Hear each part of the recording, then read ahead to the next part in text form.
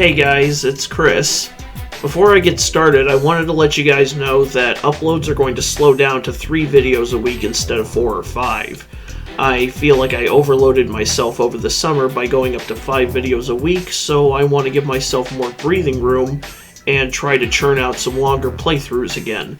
Now that that's out of the way, let's get to the most likely reason you clicked on this video. I'm sure those who have been following me for a bit, and those who have tuned into some of my past live streams, have been able to discern that I don't exactly harbor a favorable opinion of Andrew Tate. Up until the end of 2022, I can honestly say I knew nothing about the man. I had only heard about him back when he got banned from almost every major social media platform on the planet, dismissed him as another loudmouth influencer hardly worth a beat of sweat off my pubes, and went on my oblivious way.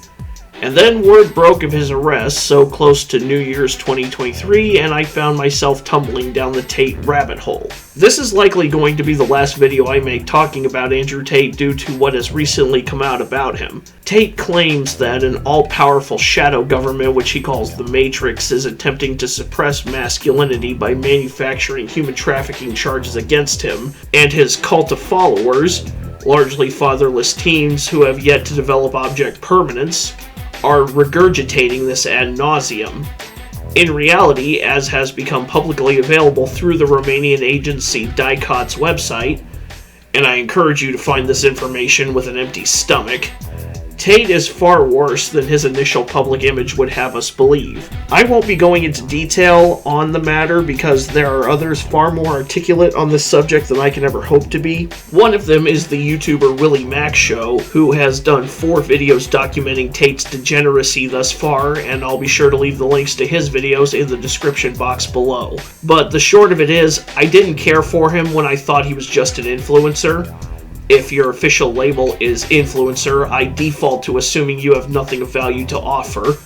Upon learning of his get-rich-quick scam and that he'd amassed his wealth by using cam girls to catfish lonely, horny rich guys, I started disliking him. Upon learning of him being under investigation for human trafficking in not just 1 but 2 countries, I began to suspect there was something even more rotten under the surface. Innocent until proven guilty, I get, but human trafficking allegations don't just magically fall out of the sky, and they certainly don't fall into the same person's lap twice, from 2 separate countries on opposite ends of a sprawling continent. Now, knowing the level of depravity that Andrew Tate and his equally degenerative brother Tristan have engaged in to maintain their stable of OnlyFans girls, I feel that any videos I make riffing on Tate's laughably pathetic rap videos or goofball takes would be disrespectful to the victims of their crimes. My previous videos on him will remain up because I'm proud of the way they turned out and because they were made before I became aware of the full extent of the kind of monster he is. But I do not intend to make another video on Andrew Tate following this one.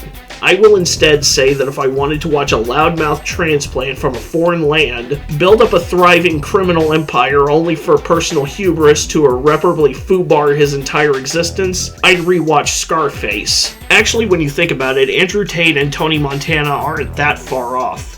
Both came from harsh upbringings, both built themselves up to multi-millionaire status within a relatively short span of time, and both inevitably became victims of their own egos, spending exuberant amounts of money on things they didn't need, treating their money and status like having it in the first place was some kind of get-out-of-jail-free card, and went down refusing to accept that they were their own worst enemy. Except Montana at least had a code of honor. He respected loyalty and refused to kill those who didn't deserve it, particularly women and children. Tate is only about whatever gets him the most money and the most glowing exposure. Despite this, he doesn't need Tony Montana's code of honor to complete the ensemble. Actually, all he's missing is a cocaine-fueled rampage with an assault rifle and some 12-gauge spinal surgery. There's no glamour in pimping, no matter what hip-hop videos or the likes of Andrew Tate say.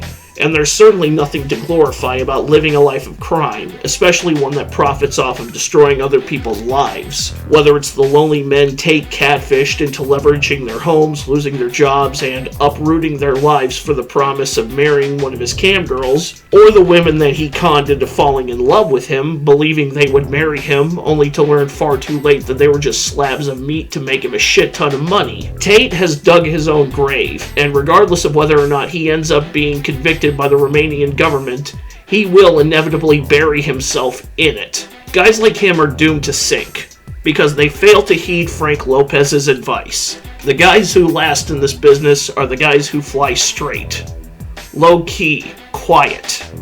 But the guys who want it all, chicas, champagne, flash, they don't last.